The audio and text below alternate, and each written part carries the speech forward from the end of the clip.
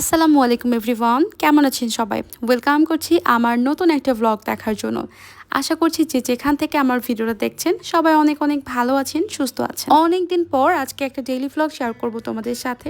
এখন আসলে লাইফটা একটু ব্যস্ততার মধ্যে কাটছে, যার জন্য আসলে ভিডিও ওইভাবে করা হচ্ছে না। তো এই ফুটেজগুলো বেশ অনেকদিন আগে নিয়ে রেখেছিলাম, কিন্তু ব্যস্ততার জন্য আসলে শেয়ার করা হচ্ছিল না। আমার লাইফটা এখন আসলে খুবই আনহেলদিভাবে কাটছে। এই যে দেরি করে ঘুম থেকে ওঠা, হেলদি ব্রেকফাস্ট না করা, তো যদি শুয়ে বসে থাকার জন্য আসলে কোনো অ্যাওয়ার্ড পাওয়া যেত তাহলে হয়তো আমি অবশ্যই পেতাম সেটা। যেহেতু আম্মুর বাসায় আছি, কিছুই করি না, সারাদিন শুয়ে বসে দিন কাটছে আমার। তো সেদিনও ঘুম থেকে উঠেছিলাম প্রায় 12টার একটু আগে। তো কেন জানি মনে হলো যে আজকে সকাল থেকে একটু হেলদিভাবে শুরু করার চেষ্টা করি। আর টানা বৃষ্টির পর, অনেক দিন বৃষ্টির পর সেদিন রোদ উঠেছিল, তাই ভালোও লাগছিল। তো ফার্স্টে আগে একটু হেলদি ব্রেকফাস্ট সেদিন করেছি। সকালটা যদি একটু হেলদি ব্রেকফাস্ট দিয়ে শুরু করা হয় তাহলে আমার মনে হয় সারাদিনটা আসলে ভালোই কাটে। এরপর আমার নিজের রুমটা একটু আগে ক্লিন করে নিয়েছি। প্রতিদিন যে এত ধুলো আসলে কই থেকে আসে নিজেও বুঝতে পারি না। আমি মাত্রই যদি ডাস্টিং করে বের হই, একটু পরে আবার তাকিয়ে দেখি যে প্রচুর ধুলা পড়ে গিয়েছে। এরপর আমার এই মেকআপ ব্রাশগুলো বেশ কিছুবার আমি ব্যবহার করেছি, কিন্তু আসলে ক্লিন করা হয়নি আলসি করে। তো ভাবলাম আজকে যেহেতু সুন্দর করে দিনটা কাটাচ্ছি, তাহলে একটু প্রোডাক্টিভভাবেই কাটাই।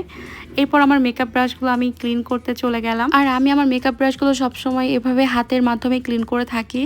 আজকাল যদিও ক্লিনজার বা অনেক টাইপের ক্লিন করার অনেক কিছু পাওয়া যায়, আমার কাছে নাই ওগুলা। তার জন্য আমি এভাবে হাতের উপরে একটু কোনো ক্লিনজার নিয়ে দেন হাতের তালুতে সুন্দর করে ডলে ডলে আলতো করে এগুলো ধুয়ে ফেলি। আর যদিও ভিডিওটা আমি ফার্স্ট ফরওয়ার্ড করে দিয়েছি, কিন্তু আমি এই কাজটা অনেক আলতোভাবে করেছি যেন ব্রাশগুলো নষ্ট না হয়ে যায়। এরপর খুব সুন্দর করে আমি কয়েকবার এটা ক্লিন করে নিয়েছি ভালোভাবে, তারপর শুকাতে দিয়েছি। দেন শাওয়ার নিয়ে নিলাম, আর শাওয়ার কমপ্লিট করে চলে গেলাম দুপুরে লাঞ্চ করতে। আম্মু সেদিন লাঞ্চে বানিয়েছিল গরুর নেহারি, সাথে রুটি করেছিল। তো সেদিনের লাঞ্চটা খুবই মজা হয়েছিল, খুবই মজা মজা করে লাঞ্চটাও কমপ্লিট করে নিলাম। এরপর একটা ন্যাপও নিয়েছিলাম।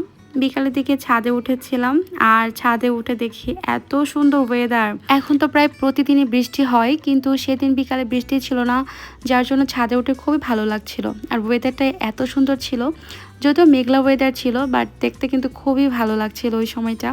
আর আমাদের এই করমচা গাছটায় না এরকম গোলাপি টাইপের করমচা ধরছে। যদিও আমার মনে পড়ে ছোটোবেলায় যখন করমচা খেয়েছি সেগুলো সবুজ টাইপের কালার ছিল। যদিও এই করমচার টেস্টটাও ভালো লাগছে না, কেমন যেন একটু তিতা টাইপ। আমার হাজব্যান্ড সেদিন ফোনে বলছিল যে ওর নাকি হঠাৎ করে সেমাই খেতে ইচ্ছা করছে। তো লাকিলি তার 2 দিন পরে আমার একটা কাজিন ঢাকায় যাচ্ছিল, তো আমার হাজব্যান্ডের জন্য আমার আম্মু এখানে সেমাই করে দিয়েছিল। আর এই পাটিসাপটাগুলো আমি বানিয়েছিলাম, সাথে আম্মু আমসত্ত্ব বানিয়ে দিয়েছিল। প্রথমবারের মতো লাইফে আমসত্ত্ব বানিয়েছিল আম্মু, কারণ আমার হাজব্যান্ড আমসত্ত্ব খেতে খুবই পছন্দ করে। আর এই বক্সগুলোতে আছে আম, তারপরে পেয়ারা, অনেক টাইপের ফল ছিল। আর বস্তার মধ্যে ছিল কাঁঠাল। কাঁঠাল আমার শ্বশুর তো খুবই পছন্দ করে, যার জন্য গ্রাম থেকে এগুলো পাঠানো হচ্ছিল ঢাকাতে। এটা আবার পরের দিনের ক্লিপ। সেদিন বিকালেও ছাদে গিয়েছিলাম বৃষ্টির পরে, আর যে দেখি এই ড্রাগনটা পেকে আছে।